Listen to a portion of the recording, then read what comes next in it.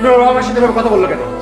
ইচ্ছে হয়েছে তাই বলেছি। তোমার বাবা মা আমাদের মাঝে কেন কথা বলবে? তা আমার বাবা মা আমার সাথে কথা বলবে না? না, বলতে পারবে না। অবশ্যই বলবো। কেন বলবে? বাসায় থাকবে ওরা বলবে। বলতে পারবে না মানে পারবে না। অবশ্যই বলবে। একটা কথা বলবে না। তুমি কথা বলবা না। তুমি কথা বলবে না। এক চড় দেবো চলে কিন্তু। যাবো। মারো মারো দেখি। আল্লাহ তাআলা এই সংসারে রহমত বর্ষণ করবে।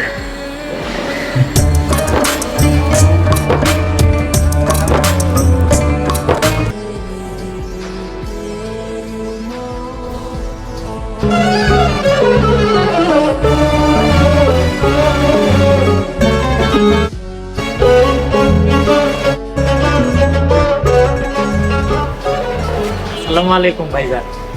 এই তুমি আমি আহমেদ। তা তুমি কোথায় গিয়েছিলে? তোমাকে সেই কখন থেকে খুঁজতেছি। আমি ঘুরে ঘুরে আপনাকে শহরের সৌন্দর্যটা দেখলাম ভাইজান। অদ্ভুত। কি ভাইজান? মানে তুমি অদ্ভুত। কেন ভাইজান? তোমাকে আমি অপমান করে বাসা থেকে বের করে দিলাম, আর তুমি আমার সাথে কি সুন্দর করে হেসে কথা বলছো। না না, কি কন ভাইজান? আপনি আমারে অপমান কই করলেন? আপনি তো কইলেন আমারে পড়াইতে, তাই আমি ঘুরে ঘুরে একটু শহরের সৌন্দর্য দেখতেছিলাম। আর শহরের কি কি সৌন্দর্য তুমি দেখলে শুনি?